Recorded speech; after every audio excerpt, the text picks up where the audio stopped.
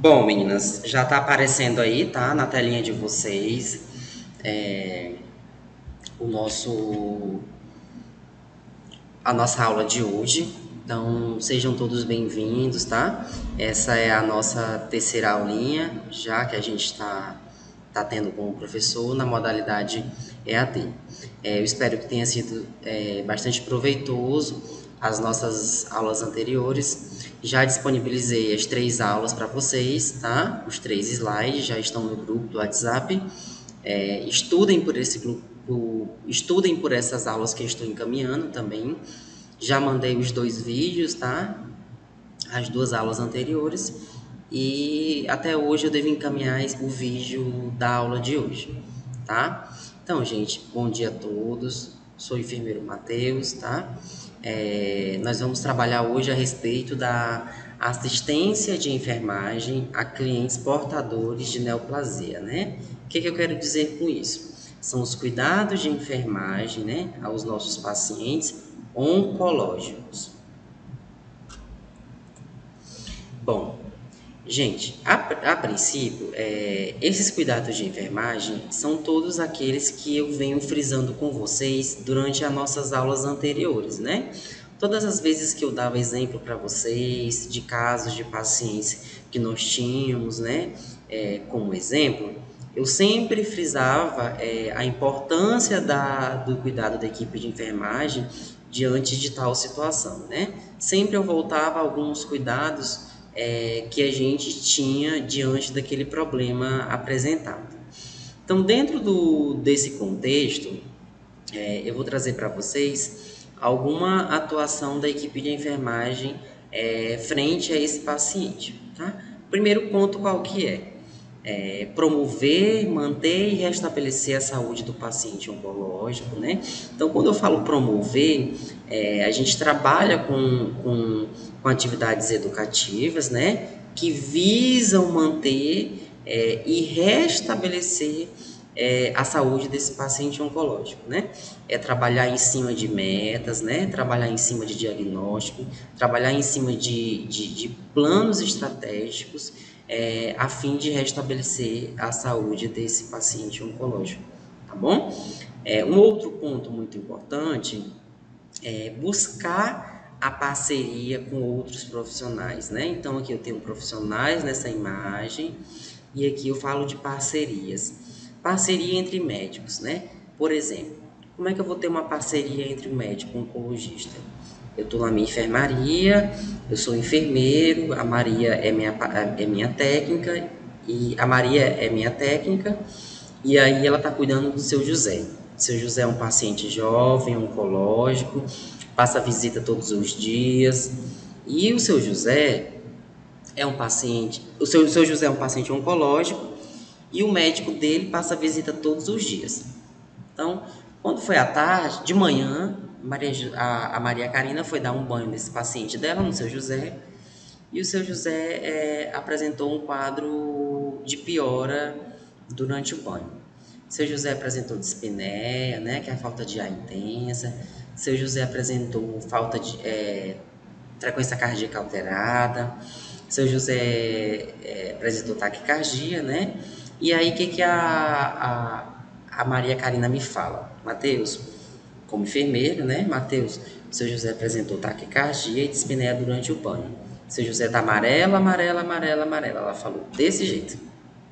Aí, o que eu vou fazer? O que eu posso fazer com a parte da equipe médica? Então, vou chamar o médico, vou acionar o médico, seja um médico plantonista, seja um médico assistencial, né?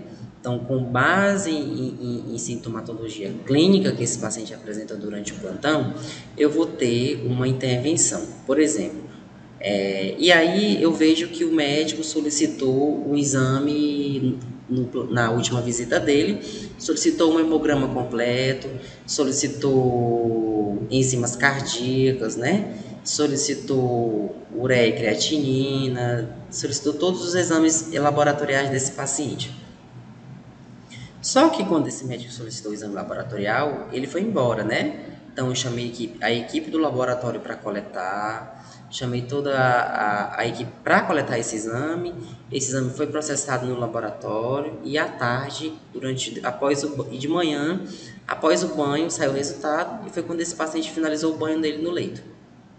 Logo após isso, eu vejo que o médico dele já passou a visita e só vai passar amanhã. Mas, por exemplo, daqui a pouco eu imprimo o exame e vejo que esse paciente tem alteração nos exames laboratoriais dele. Por exemplo, é um paciente que está apresentando plaquetopenia, né, tem risco de sangramento. Isso, eu como enfermeiro e a Maria, com base nos achados anormais no banho no leito desse paciente, a Maria indicou o enfermeiro e o enfermeiro tomou uma atitude com base nos exames que esse paciente, com base nesses exames que o paciente tinha coletado.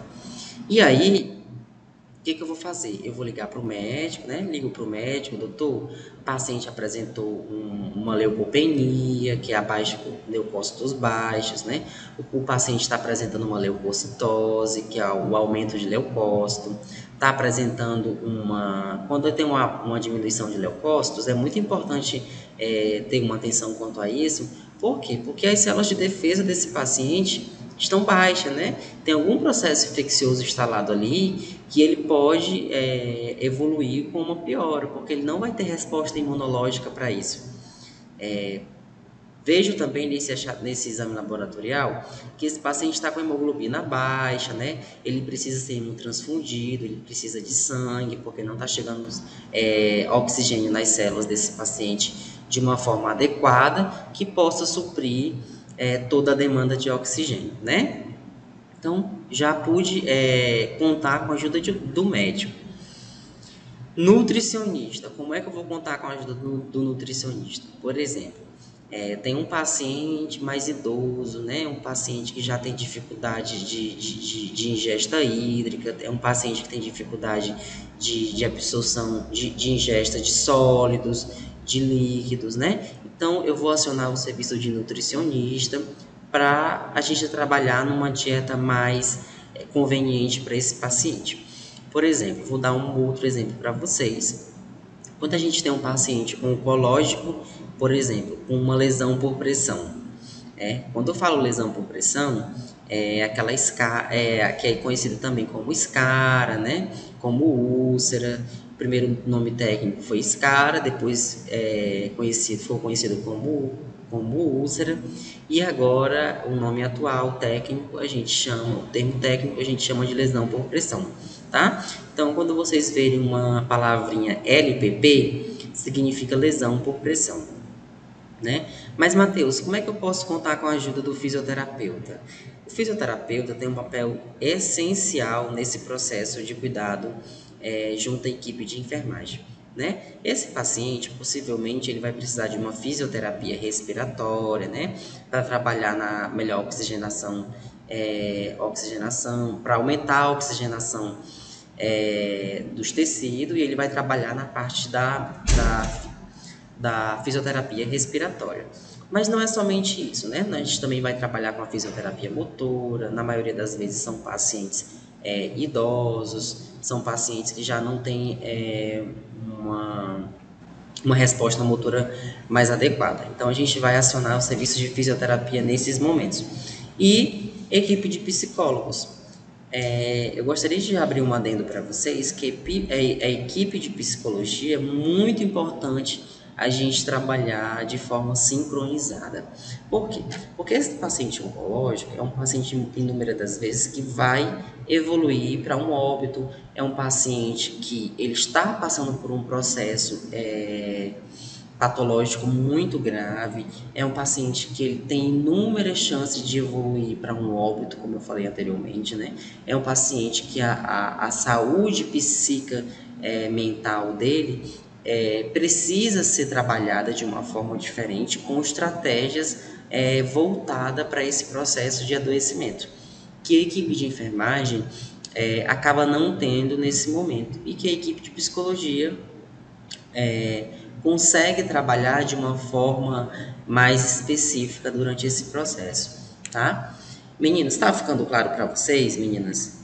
Tá esclarecedor? Se tiverem com dúvida, pode interromper a aula, tá? pode escrever um chat ou também pode abrir o áudio sem nenhum problema, tá? A gente interrompe e tira a dúvida de vocês.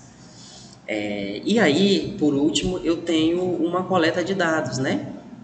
Como é que eu vou coletar esses dados, né?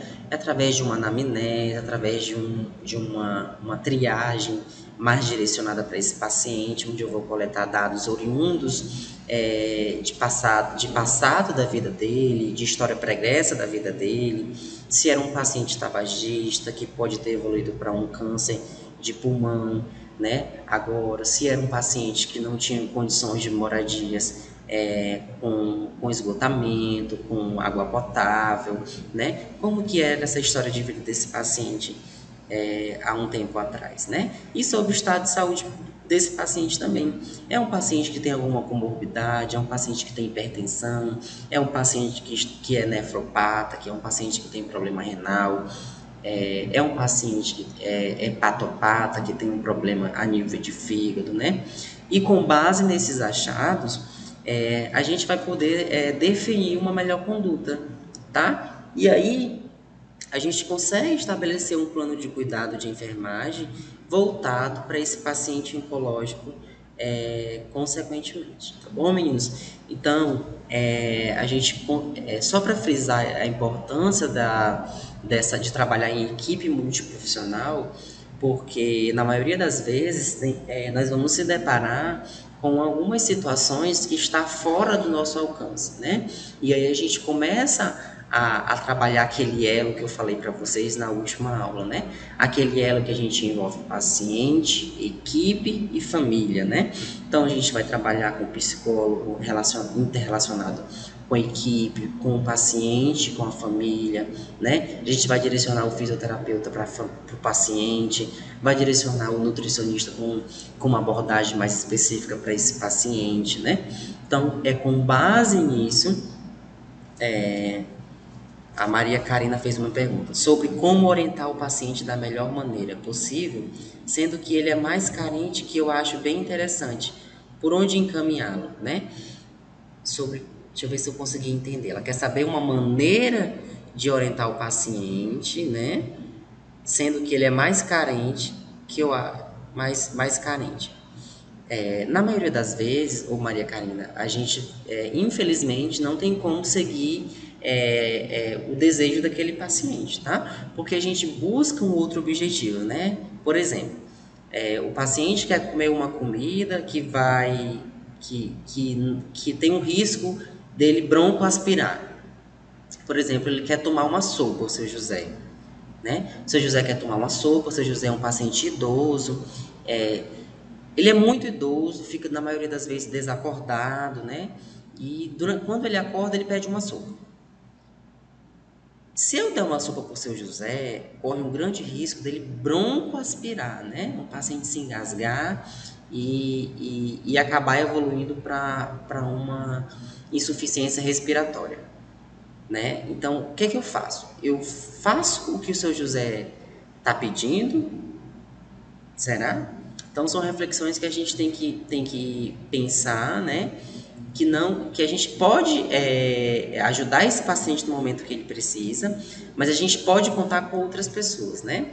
E aí eu chamo uma fonoaudiologista, né? Eu posso chamar a equipe de nutricionista para trabalhar de uma forma que ele possa suprir o desejo dele do momento, devido à carência que ele está tendo, né?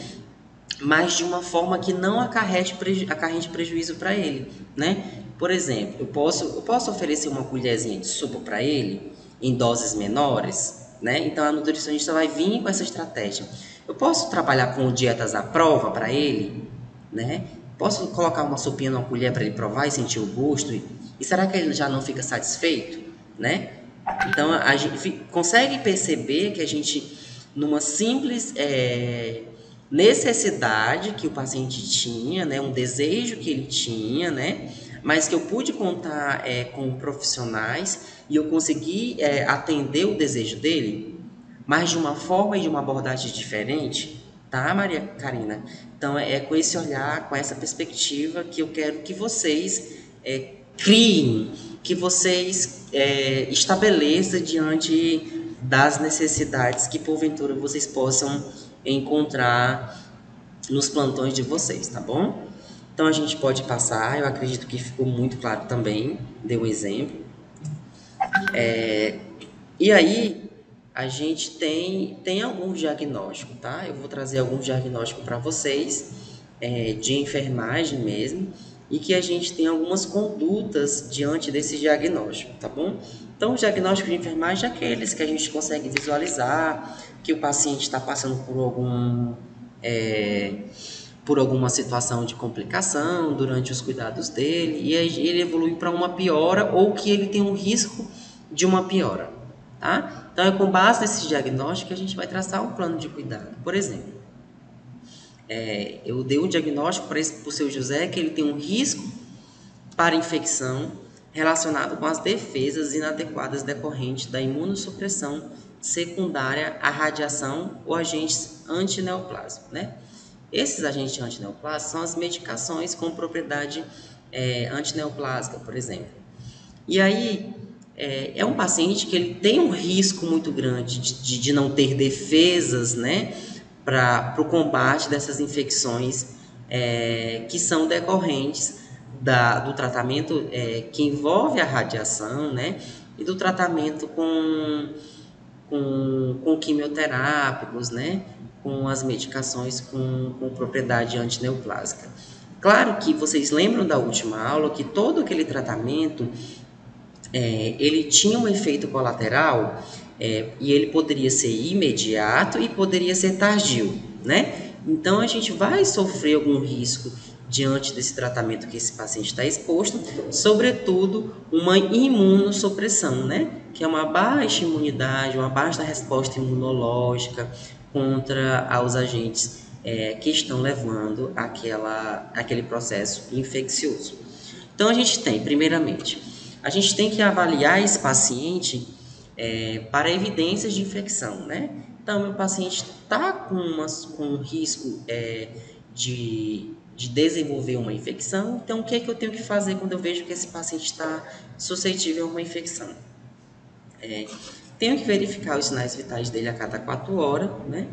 Então, eu tenho que respeitar esse horário de verificar os sinais vitais. Por quê?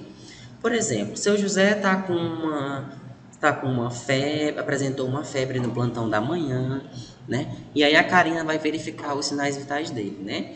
Então a Karina tem que ficar atento aos sinais de febre, porque febre é um sinal de um processo infeccioso desencadeando, né? Então por isso a importância de monitorar essa febre, né? De 4 em 4 horas ou quando houver necessidade. Então a gente também tem, diante desse risco, a gente tem que monitorar a contagem de leucócitos, né? E a contagem diariamente, né? Por quê? Porque eu preciso ver se esse paciente está tendo resposta imunológica diante dessa situação, né? É um paciente que está apresentando processo infeccioso alto, moderado, baixo, então tem que ficar atento a esses valores referenciais de leucócitos, tá bom, meninos? E por último, eu tenho que inspecionar todos os locais que podem servir como porta de entrada para patógenos, bactérias, né? Então, seria resumidamente isso. O que eu posso fazer diante dessa inspeção, né? É um paciente que está com ferimento? É um paciente que tem um acesso central, né, para fazer uso de medicações? É um paciente que está com acesso venoso periférico? Então, o que eu posso fazer diante dessas entradas, né, que têm contato diretamente com a corrente sanguínea, né? O que eu posso evitar? Sempre manter essas portas de entradas fechadas, tá? A fim que diminua o risco de infecção, porque já é um paciente que tem um risco de infecção, né? Então, a gente tem que diminuir essa entrada de patógenos. Um outro ponto é iniciar as medidas para reduzir o risco de infecção, né? O que eu posso fazer para reduzir a infecção desse paciente? Eu tenho que discutir com o paciente, com a família, mas discutir o quê, Matheus? Por exemplo, seu José está na enfermaria, a Maria vai questionar com a família, né? Vai fazer uma orientação com a família, para que evite uma circulação maior de pessoas dentro da enfermaria desse paciente nos horários de visitas, né? Por exemplo, a Maria pode orientar essa família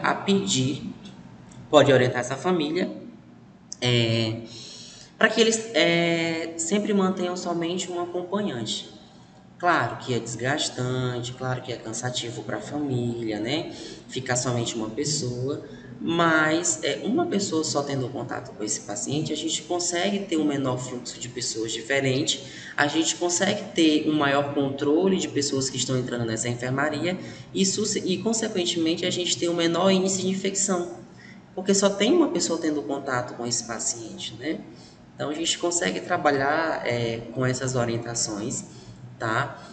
Esse é o que eu quero que fique bem claro para vocês, diante desse diagnóstico, tá bom? Então, colocar o paciente no quarto particular, né? Quando eu falo particular, é somente aquele paciente, né? Separar ele dos demais, né? Porque é um paciente que já tem um risco de infecção. E outras pessoas, elas podem está com alguma colonização de bactéria que leve um risco de infecção para esse paciente, tá? E aí a gente volta a falar de leucócitos, né? Que chama a atenção é quando os leucócitos estão abaixo de 1000, né? Porque a gente tem um risco de infecção muito grande e a gente não tem resposta imunológica para esse paciente, tá? Então a gente deve evitar o contato com pessoas, né, portadoras de infecção conhecida ou recente. Então é tudo aquilo que eu já venho falando desde lá de cima, né? Evitar que pessoas ou pessoas enquanto acompanhantes, família e profissionais tenham contato com esse paciente, porque ele já tem um risco muito grande de desenvolver uma infecção. É um paciente que não tem resposta imunológica para isso, né? Então a gente tem que orientar as pessoas que estão entrando nesta enfermaria, seja ela profissional, seja ela paciente, a adotar algumas medidas sanitárias, né? Algumas medidas de higiene voltada para a higienização das mãos, né? Antes e depois ao entrar no quarto desse paciente. E também a gente pode orientar esse paciente a evitar o consumo de alimentos crus, né? Porque esse consumo de alimentos crus, essa não fervura desse alimento, a não fervura desse alimento faz com que esse paciente faça uma ingesta muito grande por exemplo, de micro-organismos e isso faça com que aumente esse processo de risco de infecção dele. Ao ingerir alimentos que passaram por um processo de fervura, a gente consegue, a gente consegue quebrar esses agentes essa quantidade de micro-organismo vivo, né? Porque esse alimento, ele passou por um processo de um alto calor, né? Ele fez com que os micro-organismos morressem por esse processo de fervura, de calor, mais especificamente. Então, a gente pode passar também, acredito que esse diagnóstico foi muito claro para vocês, e se porventura surgir alguma dúvida, vocês podem ir escrevendo, tá, meninos? Sem nenhum tipo de problema. Tá ficando esclarecedor para vocês? A gente tem um outro diagnóstico qual que é? É o risco para infecção relacionado com as defesas inadequadas decorrente da imunossupressão secundária, a radiação ou os agentes antineoplásicos, né? Então, a gente permanece com risco de infecção, voltado agora para um tratamento, né, desse paciente que ele está exposto a uma radiação e medicações também. Então, é o mesmo que o anterior, né? Então, é o mesmo slide, porém a gente acrescenta cuidados de enfermagem diferente, né? Condutas diferentes. Então, o que a gente vai fazer? Vai avaliar os locais intravenosos, né?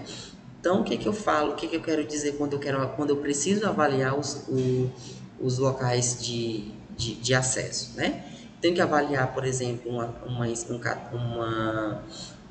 um sítio de inserção de um catéter central, né? Um sítio de inserção de um acesso venoso periférico, né? Para ver se esse sítio de inserção apresenta uma hiperemia, que é uma vermelhidão, né? Que já faz quando começa a se instalar um processo infeccioso. Quando vai ter um foco infeccioso, primeiramente o que vai acontecer é uma hiperemia naquele acesso daquele paciente, né? Então aquilo ali depois vai evoluir para uma flebite, né? Que já é uma complicação da terapia intravenosa, né? Que é uma inflamação já no vaso. E a gente tem que ter alguns cuidados de enfermagem. Por exemplo, trocar todas as soluções e conjunto de infusão a cada 72, de 72 horas a 96 horas. Né? Então, a Anvisa recomenda, por exemplo, que o curativo desse acesso central seja trocado a cada 6 dias, quando a gente utiliza aquele filme transparente, né, aquela cobertura de acesso central a cada 6 dias, ou se porventura apresentar algum sinal de sujidade, né? Então a gente tem que ficar atento nessa troca de acesso, né? Por que eu tenho que ficar atento? Porque um acesso ele tem contato diretamente com a corrente sanguínea desse paciente. E que se porventura ele desencadear um processo infeccioso, ele pode evoluir para uma infecção de corrente sanguínea. E quando a gente fala em infecção de corrente sanguínea, a gente tem que ficar muito atento, por quê? Porque quando a gente tem uma infecção de corrente sanguínea, a gente tem uma grande probabilidade desse paciente evoluir para uma sepse, né? O que é a sepse? A sepse é uma infecção generalizada. Então, meninos, fiquem atentos, quando vocês forem administrar algum medicamento nesse acesso desse paciente, né? Realizar uma desinfecção na multivia desse paciente, né? Utilizando uma gaze umidificada com álcool 70, né? Antes de administrar uma medicação, né? Proceder essa desinfecção nesses multivia, nesses catéteres, sempre que for administrar uma medicação, tá? Porque na maioria das vezes acontece desse paciente evoluir para uma infecção de corrente sanguínea sem a equipe de enfermagem tomar esses devidos cuidados. Então a gente tem um paciente que ele é imunodeprimido, né? Imunossupressivo, que tem imunidade baixa, né? Que ele corre um risco muito grande de desenvolver uma infecção. Então a gente precisa evitar ter muitas manipulações quando a gente precisa administrar algum fármaco nesse paciente. Então, um outro cuidado que a gente fala para vocês é evitar injeções intramusculares. Por quê? Porque a absorção desse medicamento ela é mais tardio, né? Acaba demorando mais. E é um paciente que tem riscos muito grande, né? É um paciente que precisa de respostas muito rápidas, né? Então a gente acaba evitando esse uso de medicações nesses pacientes oncológicos. Esse paciente pode apresentar e com base nisso, esse paciente pode apresentar uma plaquetopenia, né? Que é o número de plaqueta abaixo do normal. E se esse paciente tem uma plaquetopenia, a gente tem um risco de sangramento muito grande, tá? E a gente consegue evitar infecções relacionadas, tá bom, meninos? Acho que ficou muito claro também esse diagnóstico. A gente pode passar para o próximo slide. Um outro diagnóstico que nós temos é a integridade da pele desse paciente prejudicada, né? Ele pode apresentar reações eritematosas, né? Descamativas, né? Que são oriundas do processo de radioterapia, né? Então, esse paciente pode apresentar essas urticárias de pele, né? Que são as coceiras de pele, pode apresentar lesão descamativa, né? Úmidas. E aí a gente tem alguns cuidados, tá? Quando essas lesões estão nas áreas eritematosas, né? Por exemplo, essa daqui da foto que eu trago para vocês, a gente deve evitar o uso de sabões, né? Por conta do pH, que na maioria das vezes eles têm um pH acima do normal, que a nossa pele necessita. A gente não deve evitar o uso de cosméticos, né? Porque na maioria das vezes os cosméticos eles têm uma presença de álcools, né? Evitar perfume e outros, porque eles acabam alterando e levando uma alteração. Eles acabam levando uma alteração nessa pele que está prejudicada já.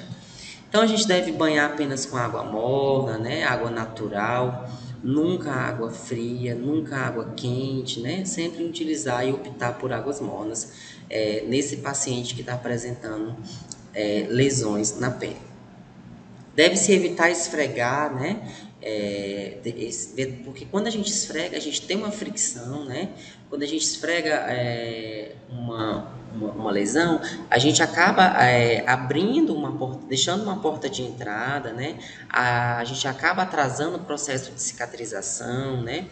Porque os macrófagos, os neutrófagos já estavam trabalhando naquela lesão para que tivesse uma melhora clínica, e aí a gente acaba retardando esse processo e a gente ainda acaba deixando uma porta de entrada para que esse paciente desenvolva uma infecção devido a essa manipulação em excesso, tá? Então a gente deve se evitar roupas de algodão, né? Para deixar mais exposto, para que haja uma melhora de absorção, de oxigenação nessas lesões, tá? Então, o que a gente deve orientar? Quando eu falo evitar roupas de algodão, tem que ter muito cuidado. E quando eu falo para deixar aberto, também tem que ter muito cuidado. Por quê? Quando eu deixo uma lesão aberta, por exemplo, se é um paciente que está internado, ele tem um grande risco de desenvolver uma infecção relacionada à assistência, né? Então, deve-se policiar, né? Até que ponto eu tenho que utilizar uma roupa, até que ponto eu devo deixar coberto, até que ponto esse paciente não fica exposto, né? Então, são reflexões que a gente tem que ter diante desse paciente. E pomadas de vitaminas, né? Geralmente deve utilizar somente geralmente a recomendação é através de óleo de girassol, que não causa muita irritabilidade nessa lesão, né? Ou medicamentos e substâncias tópicas com prescrição médica.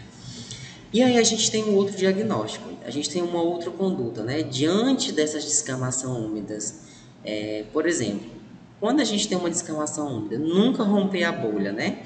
Nunca romper a bolha, porque se a gente rompe a bolha, a gente acaba deixando uma janela aberta, uma porta aberta nesse paciente, que ele pode desenvolver uma infecção posteriormente, né? Então, nunca romper essa bolha, tá, meninos? Sempre a orientação é essa. Na maioria das vezes, esse paciente sente um incômodo muito grande dessa bolha, né? Na maioria das vezes, ele quer retirar, mas a orientação acaba não sendo essa, tá? E evitar a lavagem frequente, porque quando a gente lava muito, a gente tem um risco muito grande de romper, de gerar um atrito nessa lesão, tá? Evitar cremes e pomadas, porque na maioria das vezes cremes e pomadas eles acabam levando uma aderência muito grande nessa lesão, né? Acaba dificultando a retirada do mesmo, e tendo em vista que esse produto precisa retirada depois de um tempo, durante a sua lavagem, né? E aí a gente acaba friccionando essa lesão e evoluindo para uma piora. Tudo bem, meninos? A gente pode evoluir também, a gente pode passar. E um outro diagnóstico que nós temos é a integridade da pele prejudicada, né? Onde que a gente vai ter? Quando a gente tem uma integridade de pele prejudicada, a gente fala dessas lesões a nível de pele, a gente fala a nível de couro cabeludo, que a gente pode apresentar alopecia, né? A queda de cabelo, porque esse paciente está sendo submetido à radioterapia, né? Então, ele vai ter uma alopecia logo em seguida. Então, a gente tem que discutir o potencial de perda de cabelos, né? Informar esse paciente que essa perda de cabelo ela pode acontecer, né? Informar o familiar que ele vai começar a ter uma perda de cabelo durante o tratamento, né? Mas que também pode ter um recrescimento em seguida, né? Então, discutir essa perda de cabelo, porque esse paciente vai enfrentar alguns problemas estético, de aceitação, né, de inserção no meio da sociedade, e que ele precisa estar informado diante disso, que ele vai ter algumas perdas durante o tratamento, mas que depois do tratamento podem surgir o recrescimento, por exemplo, desse cabelo, tá? Então a gente deve evitar e minimizar a queda de cabelos, né? Como que a gente vai evitar e minimizar essa queda de cabelo, né? A gente já deve trabalhar com orientações, né? Cortar os cabelos longos, né? Aqueles pacientes que têm um cabelo longo já devem ser orientados a cortar esse cabelo, a diminuir esse cabelo, né? Para que o sofrimento ele seja menor, né? Para que esse sentimento ele acabe sendo menor durante o tratamento que ele vai ser exposto, né? Para não ter uma perda súbita desse cabelo, né? Então, tudo isso visa o preparo desse paciente para complicações posteriores, né? Então, deve evitar pentear, né? Porque já são cabelos frágeis, ou escovar excessivamente esse cabelo, né? Então, são orientações que visam a perda de imediato desse cabelo. Então tá. A gente pode também evitar trauma no couro cabeludo, né? Então essa forma meio drástica de pegar no couro cabeludo deve ser minimizada, né? Tem que ter uma sensibilidade ao tocar nesse couro cabeludo, né? Sempre lubrificar o couro cabeludo utilizando as pomadas indicadas. Sempre usar filtro solar, né, nesse paciente, porque ele já passa por uma radiação durante o tratamento e que essa exposição solar pode levar um malefício para ele maior, né? Orientar esse paciente a usar filtro solar durante a exposição de sol, orientar esse paciente a usar guarda-chuva, né?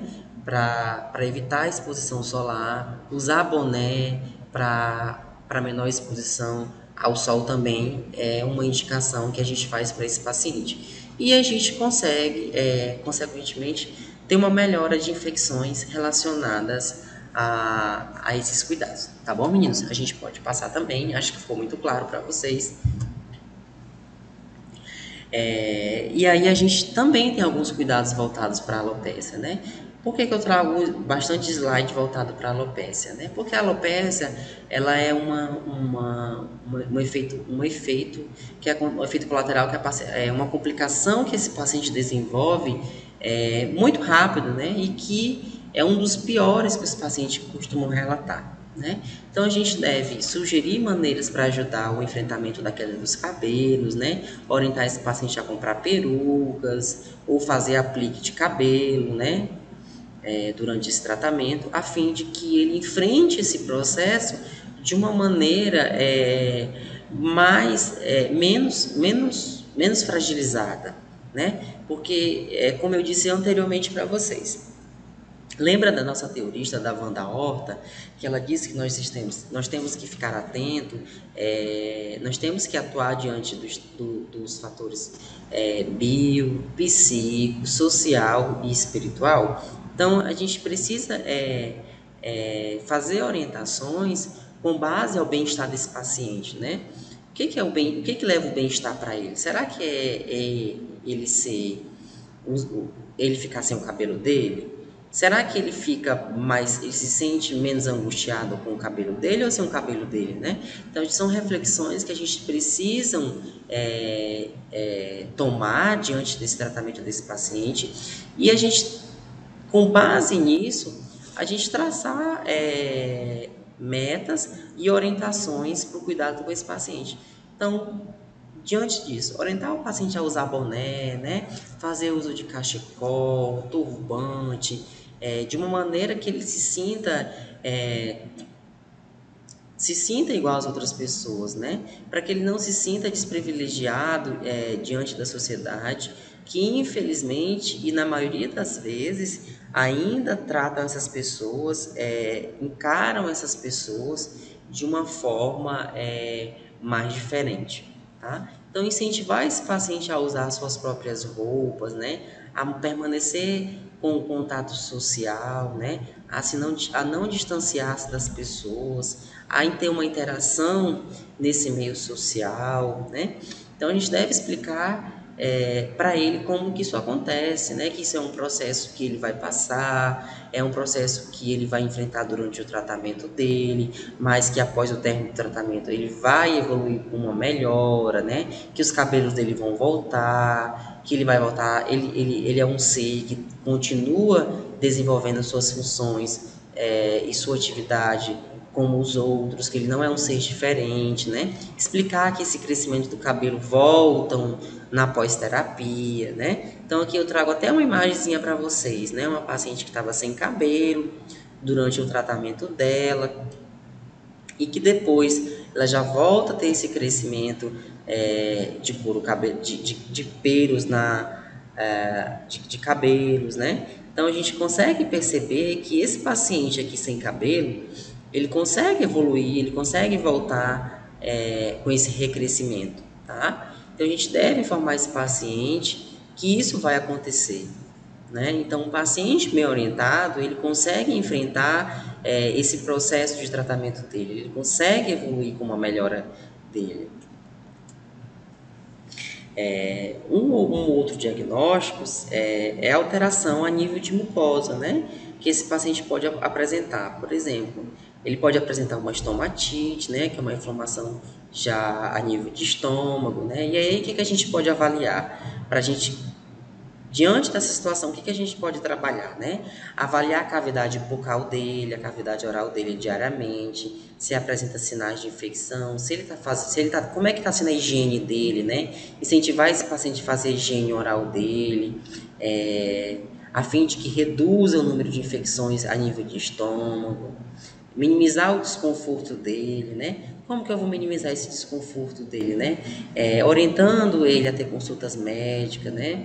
Sempre que esse paciente precisa ser submetido a um procedimento mais invasivo, utilizar anestésicos, a fim de que minimize esse desconforto que vai levar para ele, né? Sempre pensar que esse paciente, ele é um paciente sensível, é um paciente que precisa de cuidados específicos, né? E aí eu posso administrar analgésico diante dessa dor que esse paciente está relatando, de acordo com a sua intensidade, sempre no intuito de minimizar esse desconforto desse paciente. A gente tem um outro diagnóstico aqui, por exemplo, nutrição alterada, né? Ele tem uma nutrição menor que os requisitos corporais precisa. Se ele tem uma nutrição desequilibrada, ele vai apresentar náusea e vai apresentar vômito, né? Então já é um paciente que a gente precisa ajustar essa dieta dele, né? Então volto a dizer, de que forma eu vou ajustar essa dieta dele? Eu vou acionar o serviço de nutricionista, serviço de nutrição, né? Eu posso alterar o horário dessa dieta, se é um paciente que estava fazendo vômito, se ele estava, quando ele estava se alimentando às 8 horas da manhã. Então vamos conversar em equipe, vamos ajustar o horário, vamos substituir das 8, vamos colocar, antecipar para as 7, né? Será que não vai diminuir essas náuseas? Será que não vai diminuir a presença de vômito? Então é com base nessas informações que eu preciso trabalhar. O paciente está apresentando náusea e vômito, vamos administrar medicamentos para que reduzam e minimizam esses efeitos, por exemplo, entrar com um Plasio, né? Entrar com um Nausedron. Então, com base nessa sintomatologia desse paciente, a gente precisa trabalhar com intervenções voltadas para esse efeito colateral, tá bom? Sempre consultar nutricionista quando necessário. Então, é tudo aquilo que eu venho falando, né? O paciente está apresentando diarreia, solicitar uma avaliação do nutricionista, se ele pode entrar com uma dieta mais sólida, ou se ele pode reduzir para uma dieta líquida. Começar a trabalhar de uma forma que reduzam esses impactos que esse paciente está tendo. Tá bom, meninos? Um outro diagnóstico que nós temos, ainda relacionado à nutrição alterada, os requisitos corporais que ele não vai ter, né? Quais são? A nutrição, né? Os nutrientes que esse paciente precisa, ele não vai ter, e aí com base nisso ele vai apresentar anorexia, né? Essa má absorção, né? O paciente que vai ser caquético, o paciente que não vai ter um peso corporal adequado, né? Se a gente tem um paciente que é caquético, que é muito magro, a gente tem dificuldade para tratar esse paciente, né? Porque ele não tem nutrição adequada e é um paciente que não vai dormir, não vai dormir, não vai dormir de uma forma que é recomendada, né?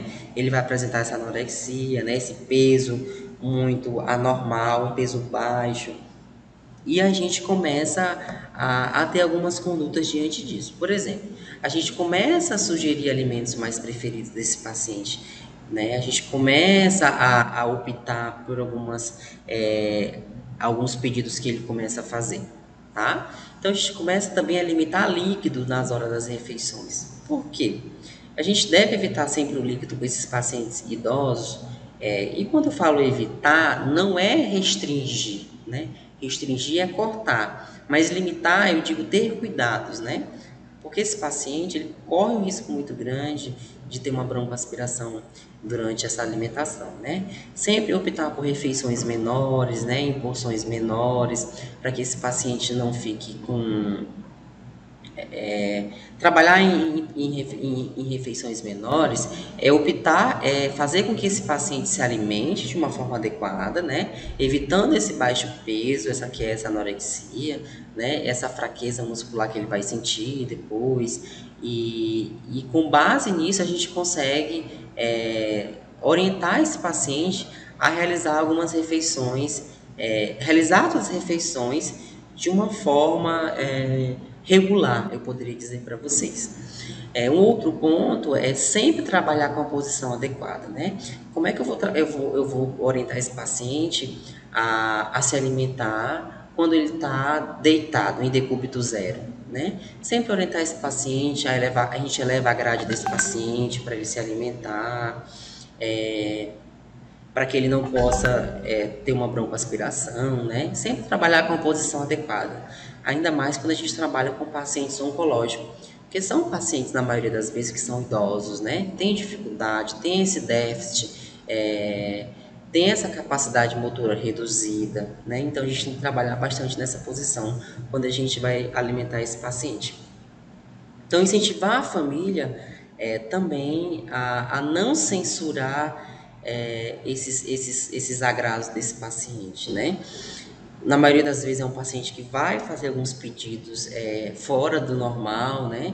E a família, na maioria das vezes, quer realizar esse desejo desse paciente e que a gente deve orientar essa família que em algumas ocasiões esse desejo ele pode trazer mais malefício para o tratamento do que um benefício, tá? Então é nesse sentido que a gente começa a orientar os familiares.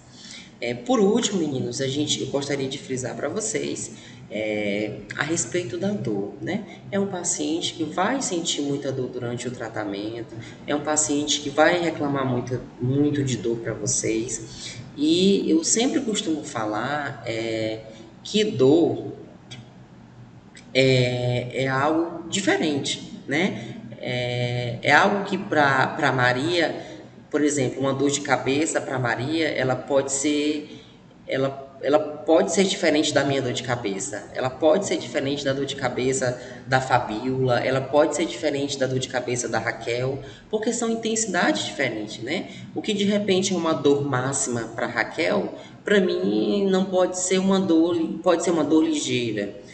Para mim pode ser uma dor moderada, né? Então sempre avaliar dor como algo insubestimável, tá? O que para Raquel pode ser forte, para mim pode ser moderado. O que para Maria pode ser forte, para mim pode ser intenso, tá? Então, sempre que a gente for utilizar mensurador, usar a escala de dor, né? Sempre perguntar para o seu José, você está com muita dor de cabeça? Tô com muita dor de cabeça. Mas, seu José, uma escala de 0 a 10, quanto que o senhor me daria? 9, 8? Então, a gente tem que mensurar essa dor. Se ele fala que é uma dor entre 1 e 3, então é uma dor ligeira, né? Se ele fala que é uma dor de 4 a 6, é uma dor moderada. Se é uma dor de 7 a 9, é uma dor intensa. Se é uma dor com grau 10, já é uma dor máxima, né? Que a gente já pode entrar com analgésicos mais fortes. E a gente sempre tem que acreditar na dor desse paciente, né? Que a dor dele é diferente da minha, a dor dele é diferente de outros pacientes. E com base nisso, buscar estratégias para reduzir ou aliviar essa dor, né? A gente deve sempre evitar uma manipulação de frio, né? Evitar expor esse paciente a frios, né? Que acabam alterando, aumentando, intensificando essa dor, né? E evitar expor esse paciente a um calor. Trabalhar sempre com outras medidas, né? Fazendo uso de massagens, né? Porque vão fazer com que esse paciente direcione uma sensibilidade maior para onde está acontecendo essa massagem, né? E pode reduzir essa dor consequentemente. E trabalhar com uma atividade física. Mas quando eu falo atividade física, eu também não quero dizer para vocês que o paciente está com uma dor intensa e vai orientar esse paciente a correr. De forma alguma, tá, meninos? Não tem como.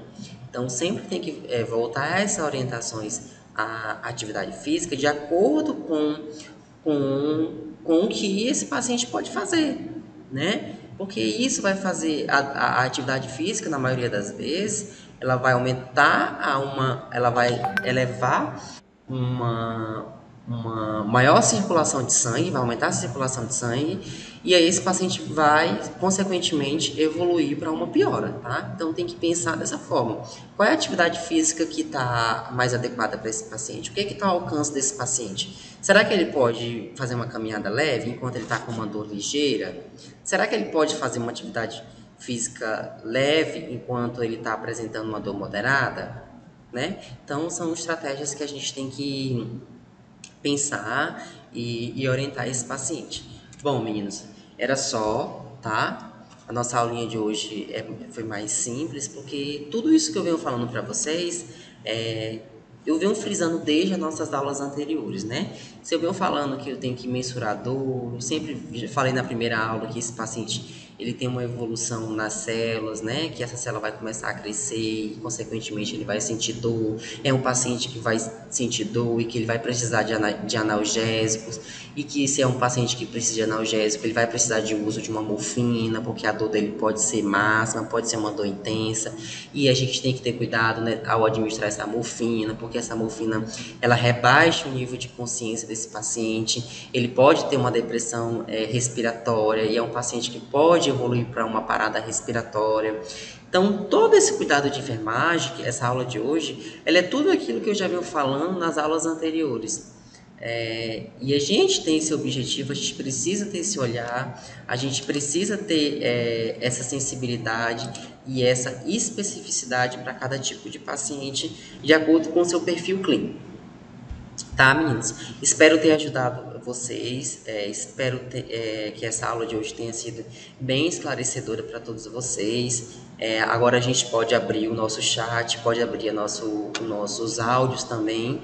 Se vocês tiverem alguma dúvida, a gente pode sanar essas dúvidas agora. E, como eu falo para vocês, estou aberto a dúvidas e questionamentos no meu WhatsApp também. Pode me ligar, pode mandar mensagem sem nenhum tipo de problema que eu tiro a dúvida de vocês.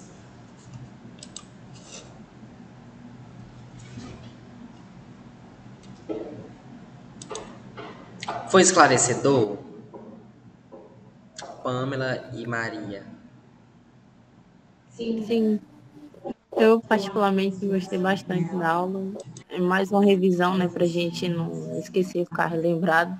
Confesso que no sábado eu até cliquei no link que eu tinha esquecido que era sábado que eu assisti a aula. É porque é divertida, acaba se tornando interativa, né? A gente não Porque a gente acaba discutindo casos clínicos, né? Eu acabo trazendo para vocês casos que vocês vão se deparar no dia a dia de vocês. Sim, é muito legal, gostei. Então, isso acaba ajudando muito a gente fixar o conteúdo, né? Uhum. Eu encaminhei uma atividade para vocês, Maria, já? Não, Eu vou encaminhar uma atividade para vocês hoje, tá? Uma atividade para vocês fixarem o conteúdo mesmo, tá? Não é avaliativa, é mais para vocês trabalharem em casa mesmo para entender e compreender melhor. Tá, ok. Tá bom? Tem alguma dúvida, meu bem? Não, Tá tudo, sem dúvida. tudo ok? Ok. Então tá. A Pamela. Pamela, tem alguma dúvida?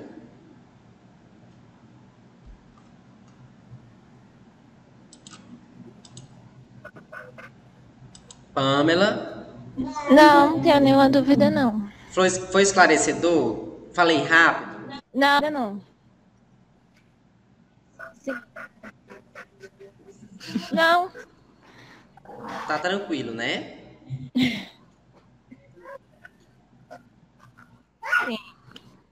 Então tá. Ainda hoje eu mando o vídeo de vocês, tá?